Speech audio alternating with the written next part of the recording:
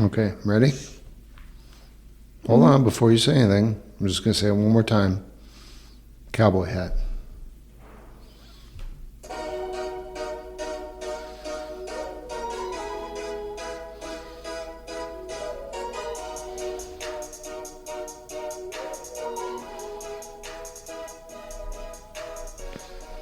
I can't believe we're still having that right error issue. I don't know what the deal is. But started over. Critique-Opolis is back. Louisa has it. What are you looking at? You're looking at something to tell the viewers want to know. The listeners. What was that? Did Zac Efron get a new girlfriend? He did not. What? I believe he's single. Oh, you still got shot. What? What were you looking at? Tell me. At people.com. Oh, you're not going to tell me who is it? What, did Whoopi Goldberg, did she get booted off The View or what? No. You don't want to tell me?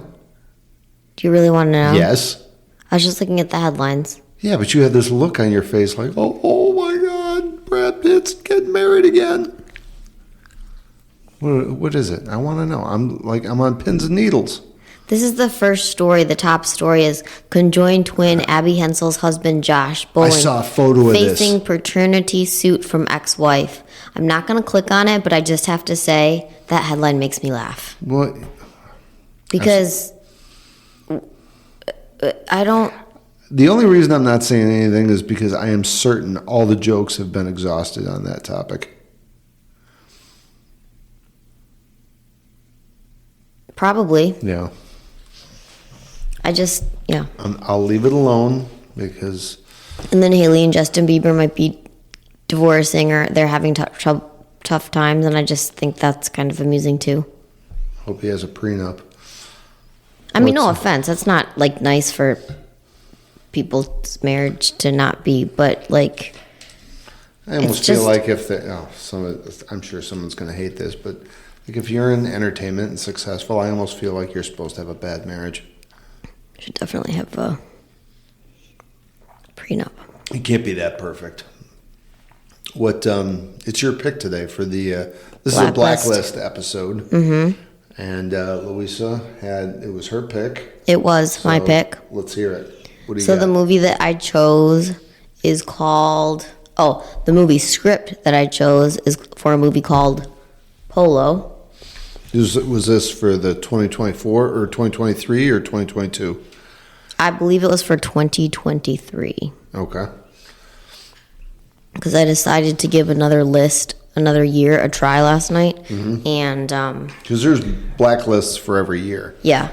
And I think there's a few that this is I think we mentioned this before, is that you can go back multiple years and just because it was on the blacklist for last year or the year before doesn't mean it necessarily got produced. It could still be in development hell, or it could have been reassigned with a new name and and things about it could have been tweaked. It's just I noticed that I was focusing on 1 year's blacklist, and I was like, I think it's time to look at some more ideas. Mm-hmm. They just kind of got There's only so many. Was there 20 or 10? Yeah, some are short and some are long. No, I mean the number of per year. How many scripts are on that list every year? Isn't it a set number? Oh, maybe. I don't honestly know. Right. But so the movie script that I chose is called Polo. It's by Nika Burnett. Mm-hmm. And the synopsis, is that the right word? Mm-hmm. Is when a young woman returns from the Navy, she joins a local water polo team and finds herself fighting a new battle. So, did you ever hear Bill Burr's bit about, I don't know the name of the movie, but it was the first black swim team that was fighting racism, and he's like, I'm sick of these white guilt movies where they go through every sport where an ethnicity is discriminated against. Now they're all the way down to swimming. To water polo. Yeah. Get out of the pool! If you like Bill Burr, which I do. Yes, he does. All right, so we kicked it back and forth, and there, of course, like this could have a bigger cast, but we're just going to go with the primaries, which we think are kind of glaringly obvious. So we had a protagonist, that's the girl who comes home from the Navy, a coach for the water polo team, and then there's like, it could be like, what's that soccer television show with,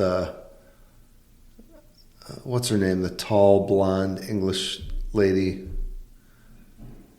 I don't know what you're talking about. Soccer show? Yeah, and Sudeikis is on it. Ted Lasso. Ted Lasso. I do, you're right. Yeah, you did know. Like they highlight the whole team in that one. Okay. So it wouldn't surprise me if there's, like, we could have filled out, or we could have tried to cast the entire team, but that would have taken like 3 or 4 days. So we just went with ancillary player 1 and 2. So we've got protagonist, the coach, and 2 players. We could have, I mean, there could be an antagonist, but the other part of this was the end of the synopsis when it says finds herself fighting a new battle. We have to kick that around, or like what the actual quote unquote battle could be. You go first. Who did you come up with? How did you start your cast list? Okay, so my cast list. So, I typically go with more well-known names. I have well-known names, and I also have not so well-known names. I have like 2 casts, sort of. Oh, so you gave it like if you were trying to sell it to a big studio and you had to get somebody attached.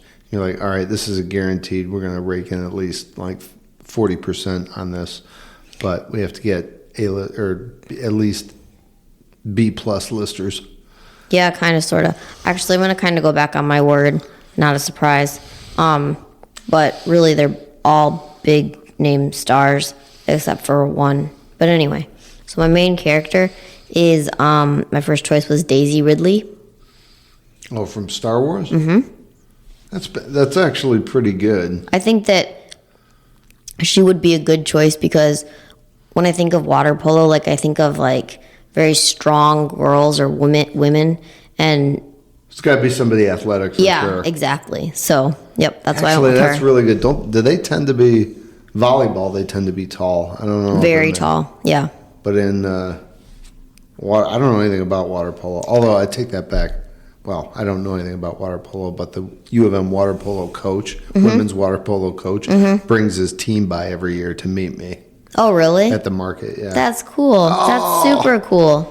And it, like, last time he brought him by, there was only like, I think he only had like 2 with him. But like, first time he came by and everybody got honey sticks, there was, good God, there was like 15 of them. But wait, I'm sorry, girls or boys? Girls.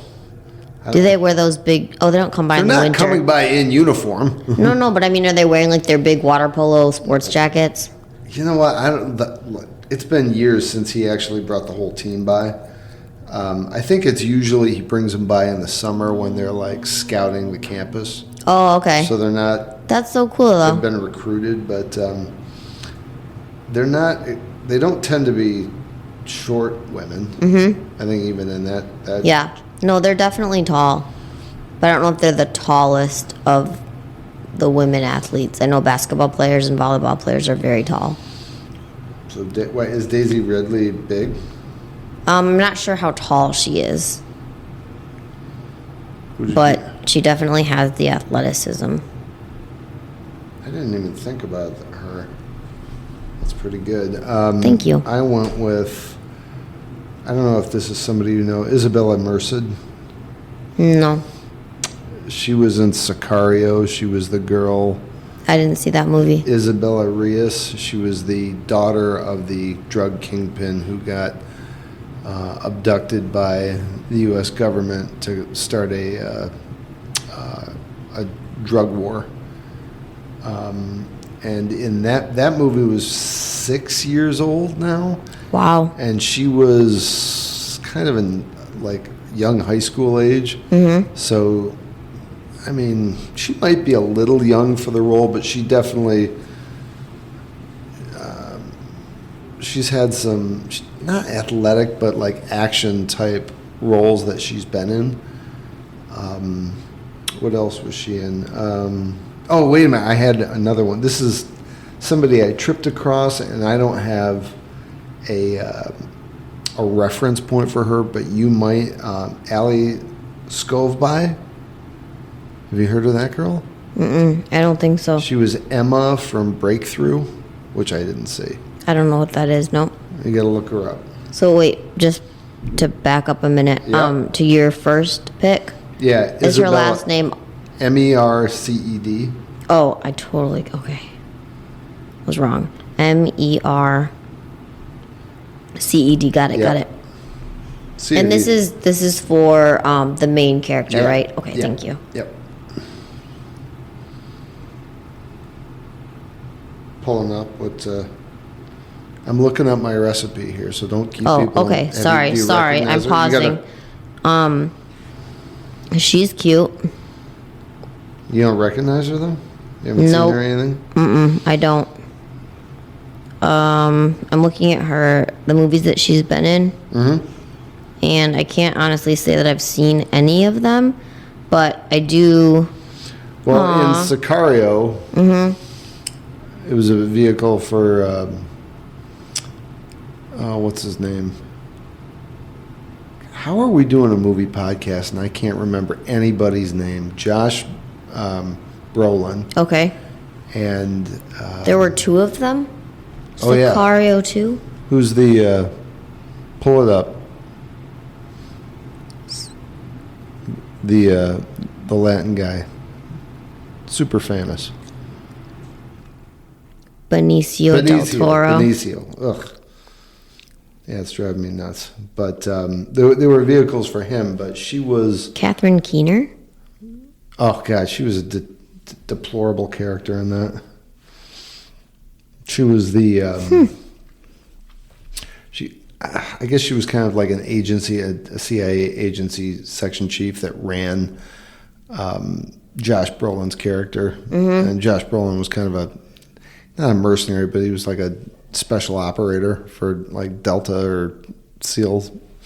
And they went into Mexico with teams to they flushed out a chunk of the cartel during the operations and wiped them all out. Oh, okay. But I Isabella, did not see. Yeah, I know it's not your kind of movie, but Isabella is more of a. She was kind of a pawn in the second one, and kind of young. But again, that was 6 years ago. I think she could pull off being somebody who's like a water polo person. Well, yeah, but like somebody young who went to the Navy young and then got out. So that's what I meant. So who'd you come up with for the coach? Sorry. Okay, who was your second person? No, I just went. It's your turn. Who was the? Ali Scoveby was your also a pick for the protagonist. Okay. And I think because she was a little more athletic, she's look her up. S. Oh, I see right here. Okay, Scoveby. Wow, someone really did some research. I feel like I didn't do that much. Yeah, but your people are known. Not like I don't know that I could actually sell a movie with this. I mean, Isabella, she's got some credits, but like this would have to be like a real step up for her because whoever the protagonist is going to drive the movie. I watched. So it was on the TV show I think it's a TV show, Firefly Lane. And I recognized her right away, 100%. She was good on that show, I thought. Does she have? Does she have athleticism? Her character on that show, I wouldn't really say would be a good way to see that she would be. Yeah. So I don't know if she could. I mean, she could probably do it, but I don't.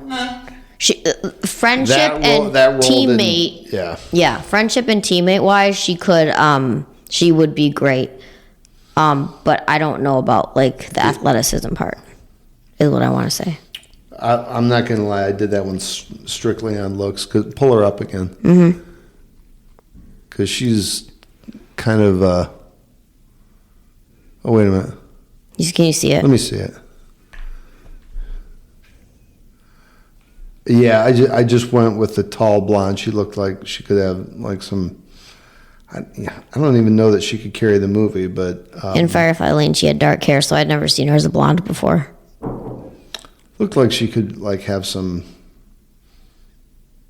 I don't doubt that she could. Yeah, her. But like again, I haven't. That was just kind of a guess because I like to cast people who I don't necessarily recognize off the bat. I like the idea that someone's just about to break, and like especially with a movie, if they're trying to get a role that's to take them to the next level. Right. It's fun to pick an actor who you're like, yeah, it seems like they could be on the cusp, and this might be something to move her. And I do like movies with actors and actresses like that. But it was a shot. Alyssa, maybe not this time, but we'll see. Who'd you come up with for the coach? Let me look at that information. Actually, no. For the coach... Didn't you make all your notes on Google Docs there? Yeah, I forgot about that. Open it up. Wouldn't that be a lot easier? Yeah, it would. I got to do everything here, ladies and gentlemen. Well, I just learned about Google Docs, so thank you. I don't do this kind of stuff. Like, I got to teach you everything. You know, documents, and I just use my laptop for entertainment. I'm not in school anymore. I'm always in school, baby. I have no... So my picks for the coach, my first choice... Well, actually, my first choice is Hilary Swank. Oh, you went with a lady. I did. I didn't really even think about it the other way. I did. I thought about a lady, too, and I'm like, You know what? I think you're going to love this. You know what I thought about? I did like Beckham. Yeah, I knew you'd like that. Yeah. All-girls team, guy coach. The last podcast that we did, when you asked me at the end about movies that I saw downtown at the Michigan Theater or the State Theater, that was one of my ones that I was going to say. Because that movie, side note, was played in the theater for a very long time. And it played, a very long time. Because people just kept going to see it. And I was home, I think from college for a break of some sort, and I hadn't seen it yet. And I went one night, and it was packed. Wow. And I absolutely love that movie. I love that movie. I could probably quote it for you. I bet you. What's her name? You never see her in movies anymore? Keira Knightley, yeah. I think like 3 different people from different walks of life sent me that DVD when it came out, and then I also went and bought it myself. And I was like, guys, I got it. But anyway, yeah, love that movie. So, okay, what about Bend It Like Beckham? Hilary Swank is who you picked. I did. I didn't even think about a guy coach. Actually, you know what's interesting about that is like she was a boxer in what was that movie? Something Baby. Oh my gosh. The one with Clint Eastwood. $1 Million Baby. Very good. Yep. I never saw that movie. Did you see that movie? Yeah, it was sad. Yeah. I'm not going to spoil it for you. No, please don't. But yeah, I thought she would be good because of like she has athleticism and like a. It's like, you know, when they go to another movie, in a previous role when they're an athlete and later in their career, it makes sense to put them in a coaching role. It doesn't, you know, that would make sense for her. I went with big names, but not necessarily. You know, I'm not super happy with my picks now that I'm looking at them.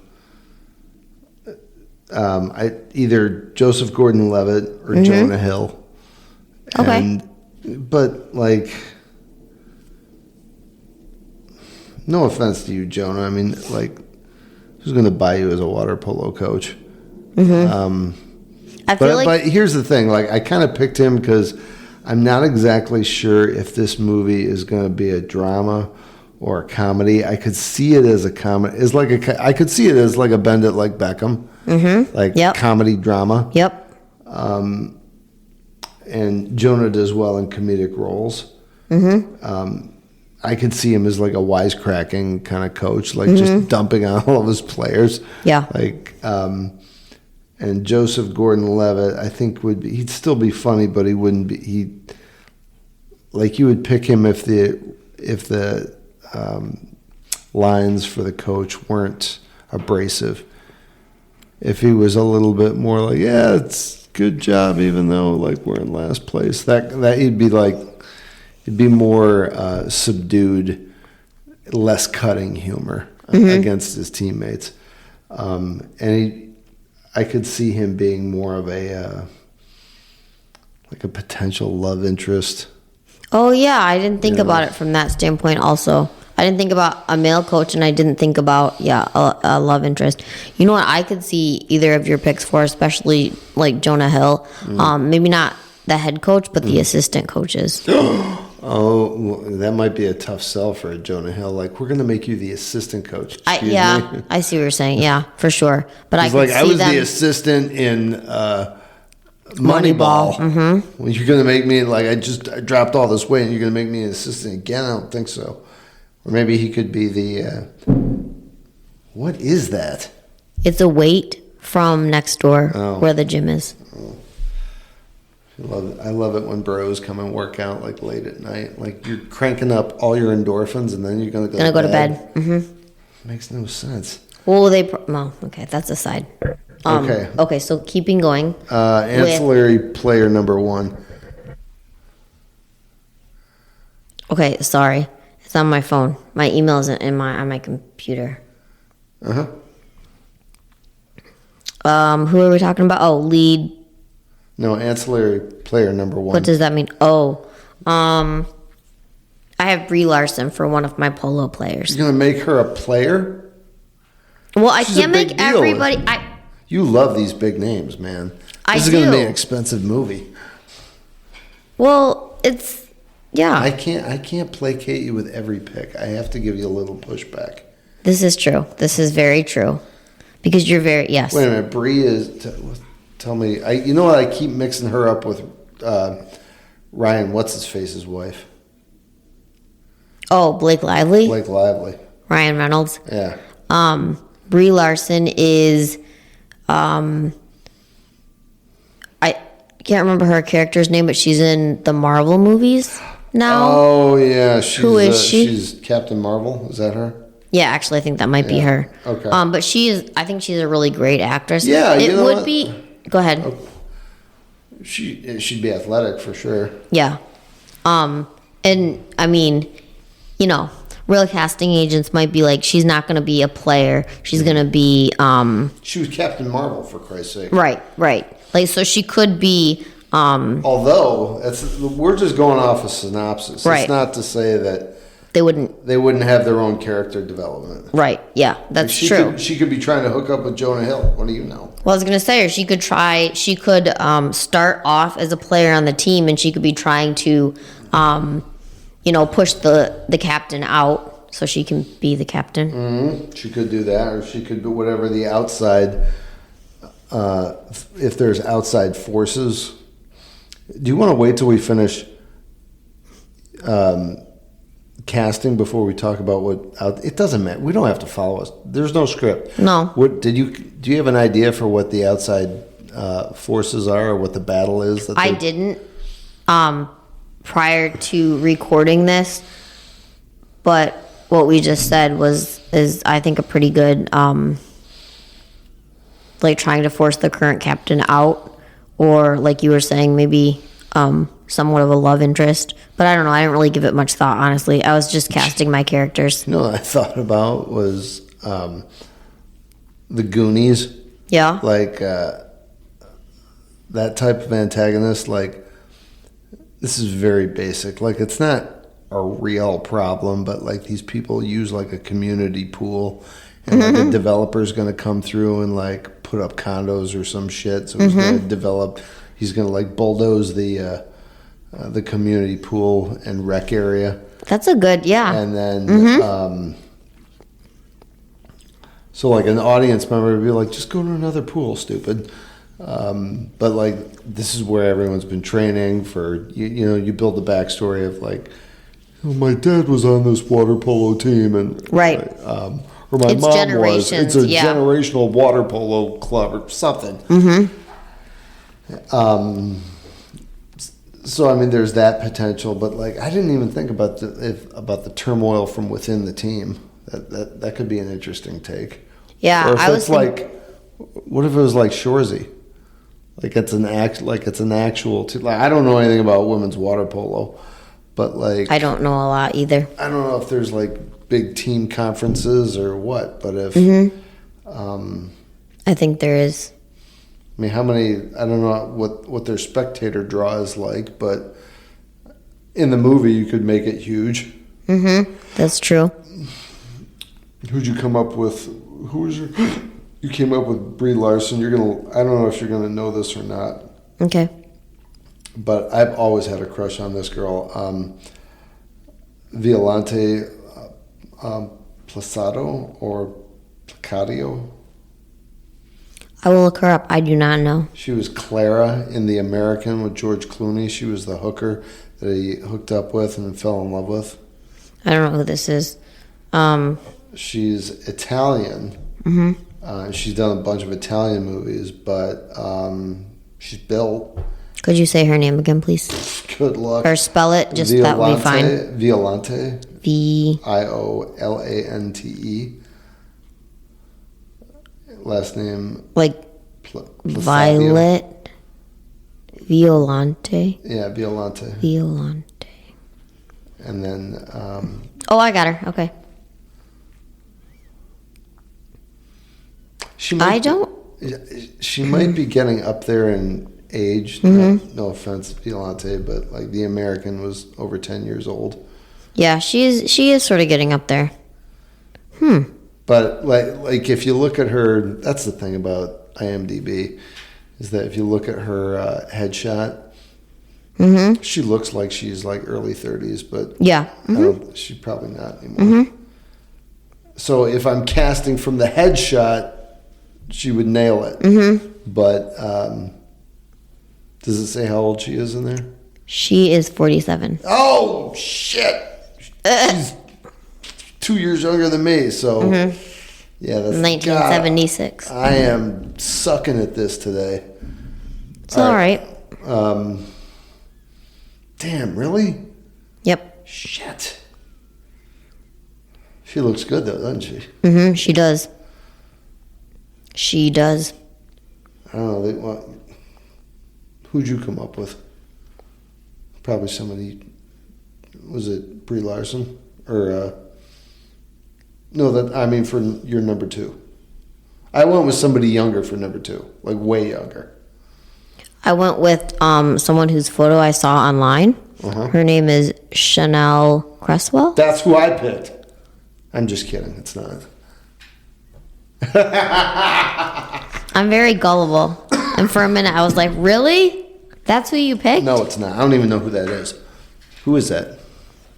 What's she been in? An actress. I don't know. She was on a list of stars to watch or something.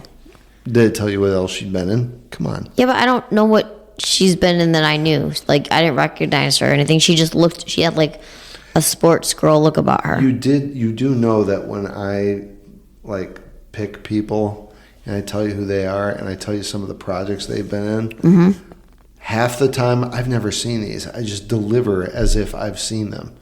Okay. Well, she was in Passed by the Watershed. There was a Landmark movie. You didn't see it? Yeah. No, did you? No, I didn't see it either. I really don't remember what she was in, but it was something recent. I don't know. I What's have no her name? idea. Excuse me. Her name is Chanel Cresswell. I went with Isabel May. I don't know that name. She was in 1883, which I know you didn't see, but it was the precursor to Yellowstone. Oh. It's like the Dutton family is who owns the Yellowstone Ranch.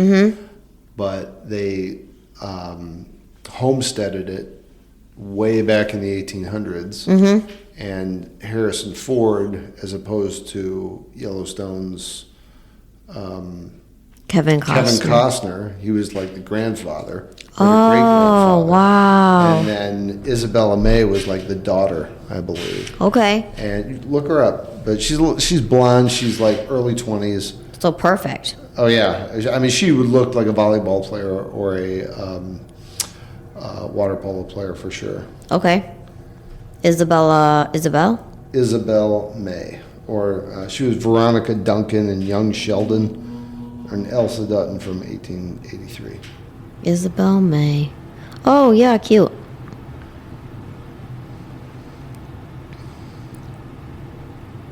Huh. Okay.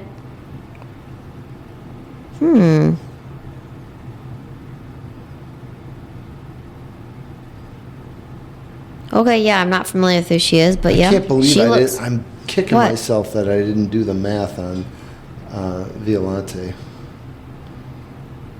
Well, don't think too hard, but it's something that I look at when I'm casting. Because I'm just not sure. Like, I don't know if you saw, but today, like, when we were doing our research before we recorded, I was, because, I'm really bad at math. I have no math skills. Doing their age calculations on my phone's calculator. Because not all their of the picture things, is not a good representation. Thank you. That's because Violante's IMDb, she is a absolute stunner, and I'm sure she still looks fantastic at 47. Oh, there's no doubt she looks fantastic. She just the age number wise. She wouldn't be like somebody if you pull a 4-year stint in the Navy, like right out of high school. Yeah, you're going to be in your early 20s. Yeah. But that's our protagonist getting out. She's joining a team. It could be women in their late 20s, early 30s. It could. It could be any age, but... And then the other thing is, depending on what, like, I would call it, like, the crisis in the movie is, she could be part of the generation, or generations... Generational water polo team, I love it. Like, you know what I mean? But, like, if they're having some problem with their building or their city's team or whatever the issue is, she doesn't have to be on the current team. Or, like, you can weave it in like she's... Because she's very Italian. Mm-hmm. You could weave it in, like, I don't know if there's a water polo team in Italy. I was just thinking the same thing. But... could try to buy the team. Yeah, or if she's somebody who's like a pro over there and she comes over here to learn a new set of skills or a better way to spike. I don't know. I don't think about water polo, but I was trying to teach Louisa how to make notes on Google Docs we were going to dive right from Blacklist into the dailies. I think we mentioned last time that the dailies comes out multiple times a week, and we can't keep up with all of it. So instead, we just... Are you done with your casting? I'm sorry to interrupt, okay. I'm done. Because I had one more person. Oh, yeah? So, yeah, I had the captain. Oh, I didn't even think of that. Or the lead polo player. You had a Shorzy? Yeah, I guess so. Yeah, what? Yeah. Monica Barbero. Oh my God! For a second there, I thought you were going to say Monica Bellucci. I'm like, also a knockout. Way too old to play that. No, not her. Monica Barbero was. She was Phoenix in Top Gun 2. Yes, sir. Yeah. Very nice. Oh, that's very good. nice. That's really good. Thank you. And that's really good. Okay. Well, thank you very much. Yeah, that's. Shit, man, those are so good. They should have been mine. So I have to give you a small confession, because last night when I sent you this movie script, I was like, well, it's really late and I've got to get up early, so I'm not going to be able to like do any more. This is the script that I'm picking.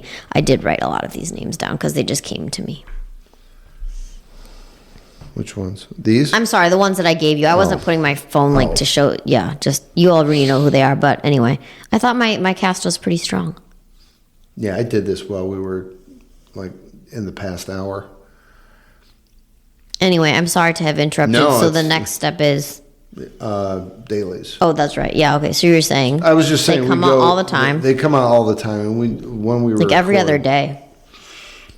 2-3 times a week or something. So there's no way the podcast is going to be able to keep up with them. So we're just going to give you the latest ones that we tripped across. Have you been receiving? I get these notifications on Instagram in my stories or in reels all the time about Disney sending out these notices that, hey, our election, our proxy is coming out. Our proxy shareholder elections are No, I coming haven't up. seen anything about that anywhere. So they send these.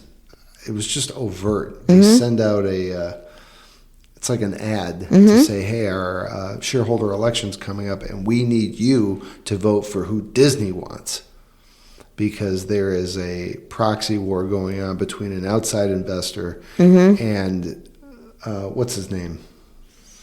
Bob Iger's crew, who Iger wants to keep control of the company, and this outside investor is like, you're fucking up everything. Like, you have no original content anymore, and it's all everything you're churning out is total crap. And I think he's that outside investor. I'm balking on his name right now, but I think he is kind of losing ground.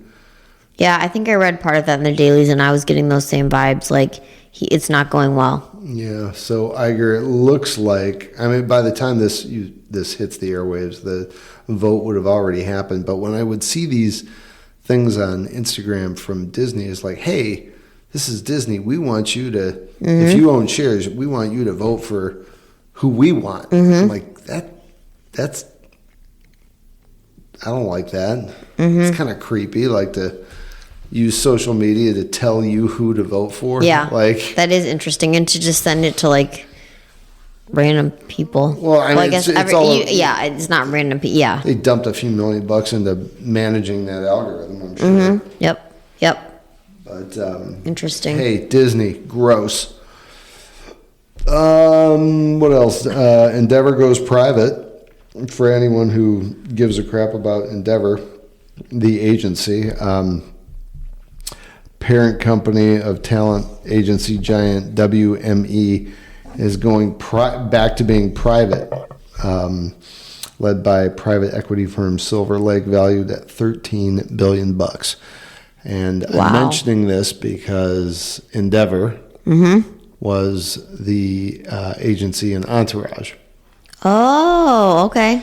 But they were, private. They started out small. There was Ari Emanuel. He started out small, and then it blew up, and then it went public. And now they're like, oh god, it's just such a giant pain in the ass having a public company. So,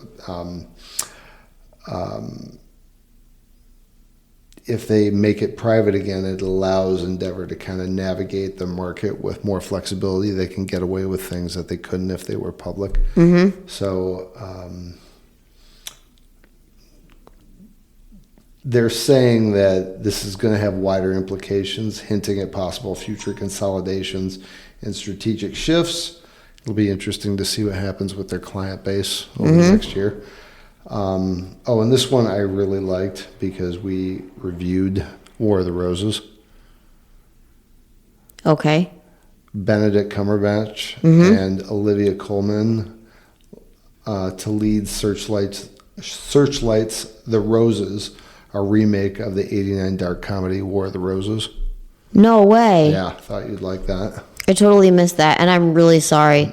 But can you remind me about War of the Roses, please? Danny DeVito was the attorney for Michael Douglas, and Kathleen Turner was his wife. And they got married. It was like heat of passion. They got married. They had kids, and neither one of them wanted to give up the house. They had this gorgeous house, Right. and they made each other nuts by like refusing to move out. This is a dinner party movie? The one where she made him believe that she made pate out of the dog. Actually, yeah, I think so. She was like, Yes, I remember when that. he said something like, anybody who makes pate this good can't be all bad. And she's like, That depends on what the pate is made of. And all those people dressed up and came over to their house and they had that big fight out in the street with their cars. Yeah, okay. So they're going to remake No way. that. Yep. Benedict Cumberbatch and Olivia Colman. Mm-hmm. Okay, thank you. And then Roadhouse. Oh, do tell. Not Knockout streaming. 50 million viewers. Making it Amazon's biggest movie launch to date. Which is awesome because... All right, I'll say it. Yeah, go ahead. Can you say it loudly so we all hear? I would go gay for Jake Gyllenhaal. I mean, look at that fucking guy. You're shaking your head like you... I'm shaking my head like... What a stud. We watched clips of that movie, God. and like, for anybody who listens, action movies aren't...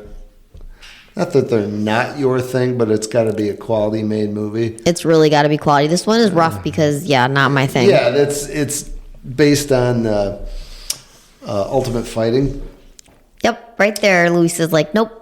No, but you got to admit, like what I liked about the clips that we saw, like I told you, just like the way Jake delivered, like he becomes this character, and I'm gonna give him props as an actor here, just because he's an ultimate fighter who accidentally kills somebody in the ring, but his demeanor is not. He's not a lot of action stars. They're the same guy from movie to movie. Mm-hmm.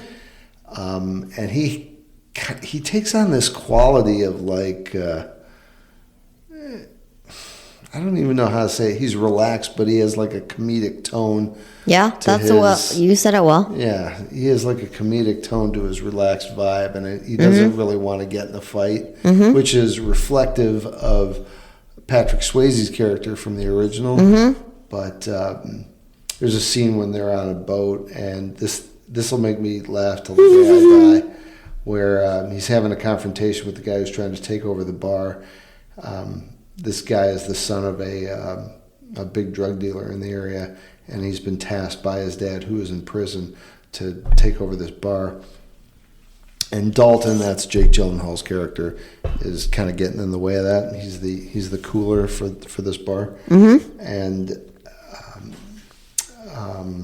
I can't remember the actor's name, but he tells Dalton, Jake Gyllenhaal, like, I'm going to have Sam beat you up now.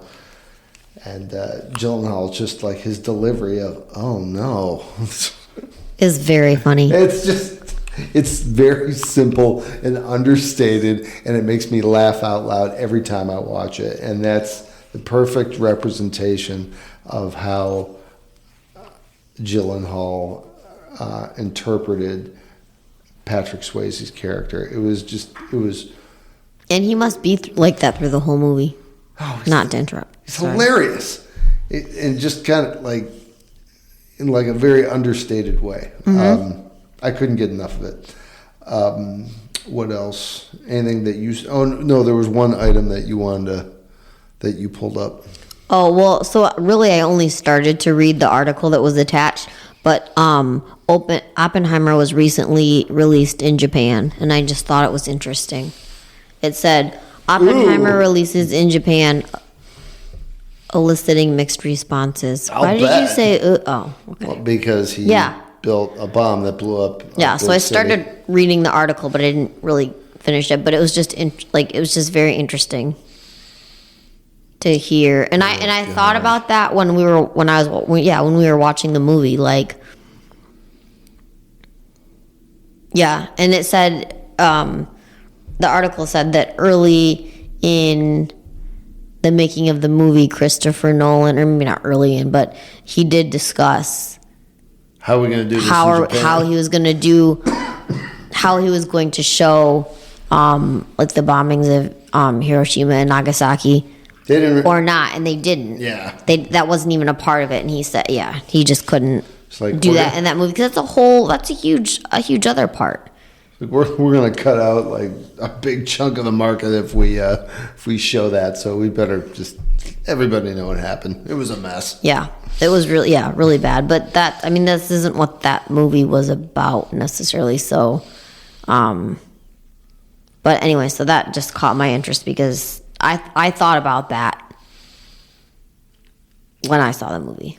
I give you props for that because it didn't even enter my head. I visited there and wrote my term paper in high school about it.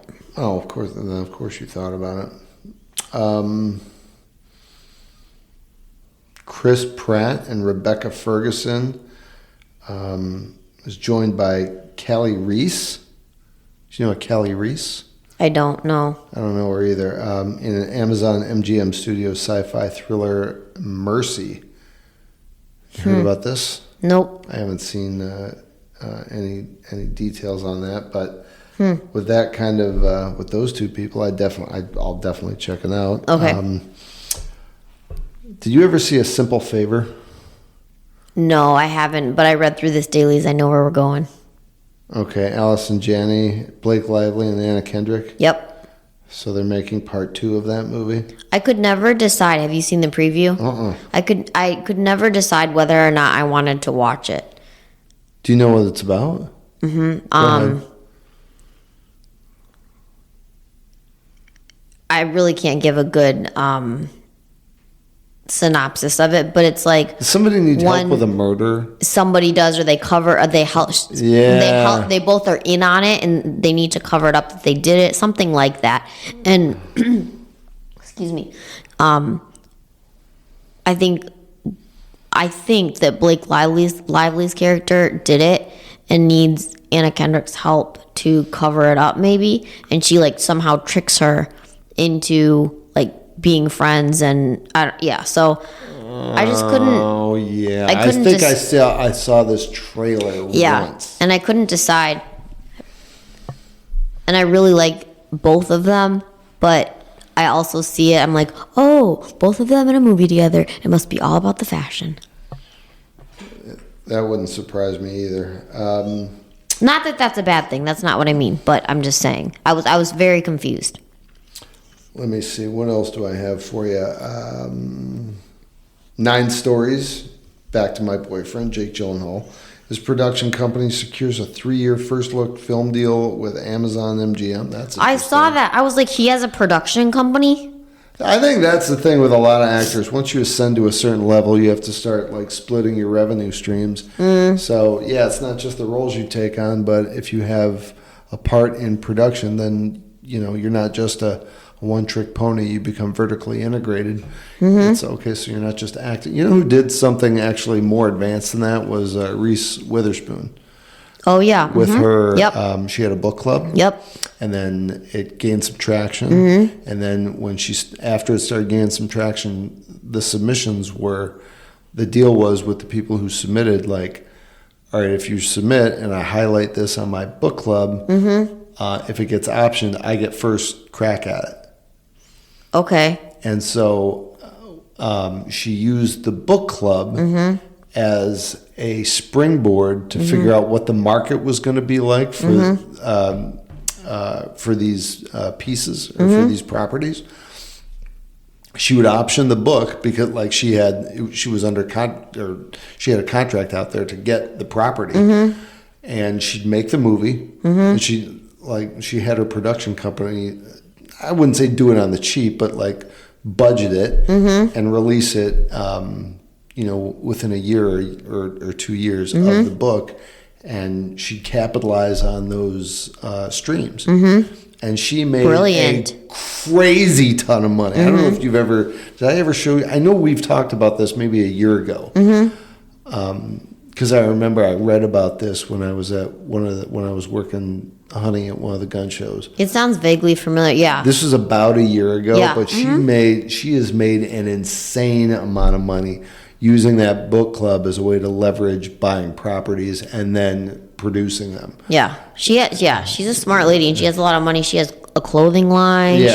She's doing very well. So that's the thing with I give my guy Jake props here for having Now he's got a production company, and now he's squeezed his way into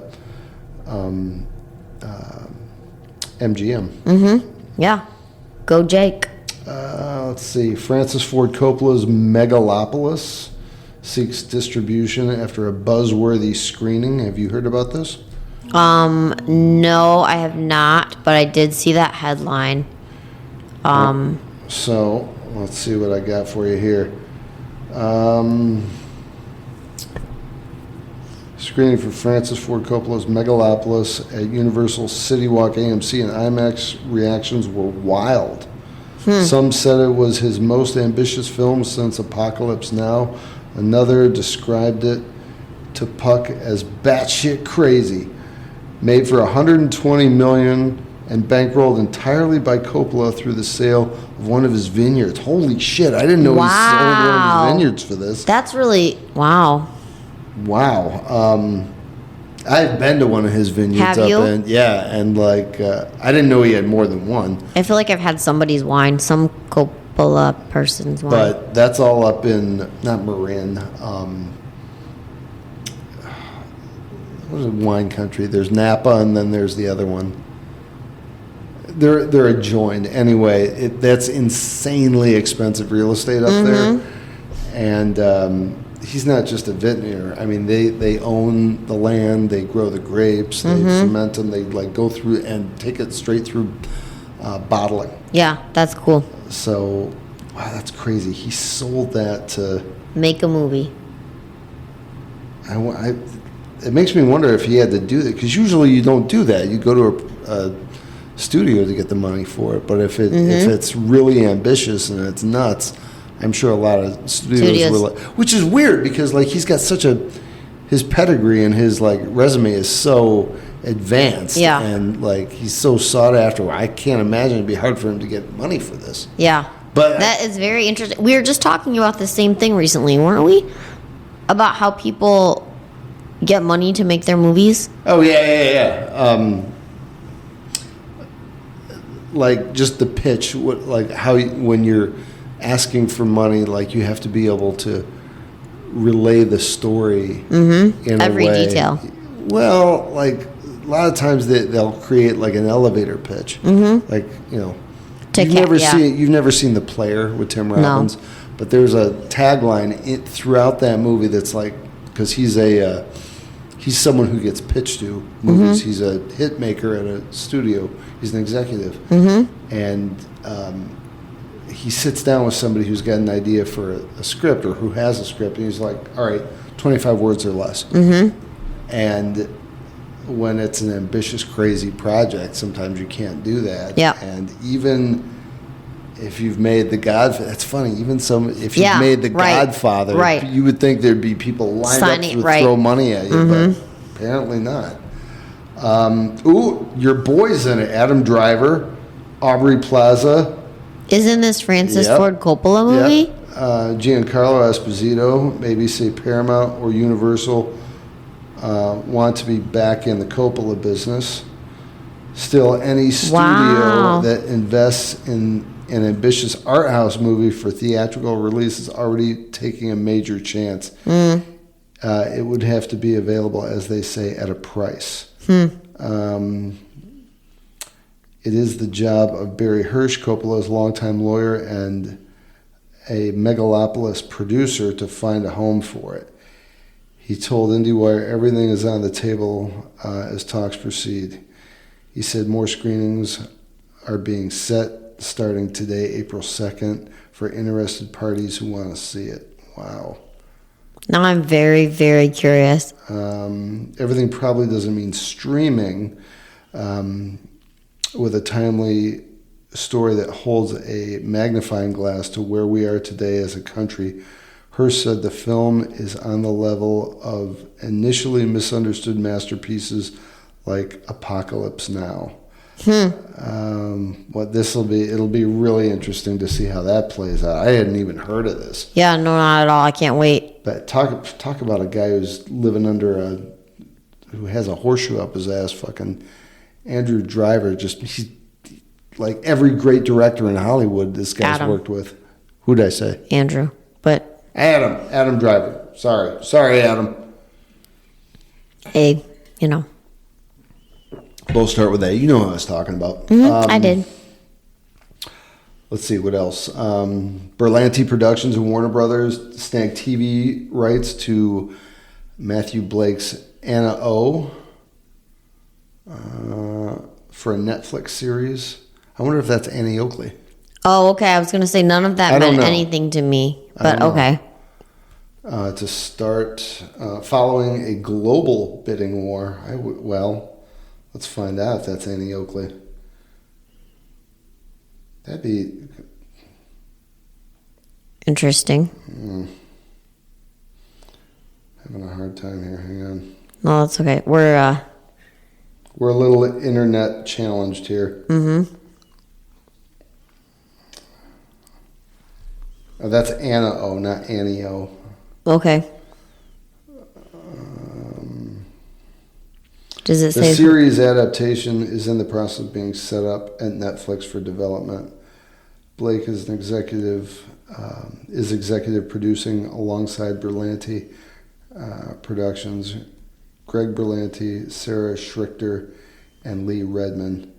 Reps for Netflix and WBTV, where Berlanti Productions is under a deal, declined comment. High concept thriller steeped in mystery follows the investigation of Dr. Benedick Prince, an expert in sleep-related homicide, into the case of the inexplicable Anna O, who murdered 2 people in cold blood 4 years ago and hasn't woken up since. All right, well, not Annie Oakley, but... No. I hadn't even heard of this. Nope. Me either. There's lots of good ones here. But I'm definitely intrigued. There's so much good stuff coming. Mm-hmm. HBO orders pilot The Chair Company, a comedy by Tim Robinson and Zach Cannon, with Adam McKay producing. Grey's Anatomy is renewed for season 21 by ABC. I can't believe that. I've never watched that show, but I didn't think. I thought it fell apart. Yeah. After and people love that show. What's that guy's name? Patrick Dempsey. Dempsey left, and I had no idea that show was still going on. Me either. I didn't know ABC was still in business. They are. Oh, God, that's so nutty. Indiana Jones and the Dial of Destiny generates $130 million loss for Disney. Oh, God, I'm so glad I didn't see it. Failing to meet its production and marketing cost at the box office. How far the Kings have fallen. Yeah. Mm-hmm. Ooh, deal talks between Skydance and Paramount are heating up. Smells like a merger. Skydance and Paramount? Okay. Yeah. Miramax names Jonathan Glickman CEO. You know what? That's going to be... I wonder if Miramax will even ever become the player that they were when that scumbag was running it. The Weinsteins. Yeah. Harvey. I mean, that, after that guy fell from grace, I mean, can you tell me the last Miramax movie you've seen? Nope, I cannot. I just, sometimes when I watch like an old movie or back in the day movie and I see Miramax or the Weinstein Company logo, I'm like, ooh, bad news. Glickman starts effectively immediately, and he'll be responsible for building out the studio and exploiting its 700 title library, which includes such Oscar-lauded movies as Chicago, No Country for Old Men, oh wow, English yeah, Patient, Shakespeare in Love, as well as Pulp Fiction, Halloween, Scary Movie, and Gangs of New York. Miramax joint venture between BN Media Group and Paramount Global has acquired specific film, TV, and other projects from Glickman's Panoramic Media, an independent film and TV production company founded in 2020. Miramax has a first look with Paramount Pictures. Well, I'm hearing a lot about managing the old library, but I'm not hearing about new projects. I know there's still money to be made on those old movies, but Miramax, even though it was run by a dirtbag, they cranked out tons of low-cost, high-quality movies. They did. They really did. It'd be great if they could get back to that. I mean, don't get me wrong, Mr. Glickman managing a giant library is awesome, but why not get back to building on it, you know? Saban Films acquires Kevin Smith's coming-of-age comedy 4:30 movie. I've heard this is... I think that's more of a... Did you see Clerks ever? I didn't know. Oh, Clerks is a fun movie. You missed all these fun movies. You can't have seen everything that was ever made. Listen, I know people have said that. and you need to see it. I think it's I don't want to say it's a retelling of Clerks. It's not. But set in the summer of '86, coming-of-age comedy follows three 16-year-old friends played by kids you've never heard of, who spend their Saturdays sneaking into movies at the local multiplex. I read about this morning. One of the guys, but when one of the guys also invites the girl of his dreams to see the latest comedy, each of the teens will learn something serious about life and love before the credits roll. So a movie about falling in love at the movies. I'll see that. Yep. Definitely. Is there anything else we haven't covered? Not right now. No, I don't think so. It's time for tiramisu. I'm hungry for dessert. Okay, that sounds good. What do we got next week? Next week we will have a new movie. Is it your to turn? be determined. Yeah. It's your turn. Oh, I think I have a movie. Yeah. What movie? I don't think I should say because we don't usually share that, do we? There's no rules. No, you don't have to share it. Do you want me to share it? No, I don't want to share it. Not 100%, but I think I found it. All right. More on this next time. Until then, see you at the movies. That's not like trademarked by anybody, is it? I don't think so. All right. Go to the movies. It's good for you. Okay, Toodaloo. yeah.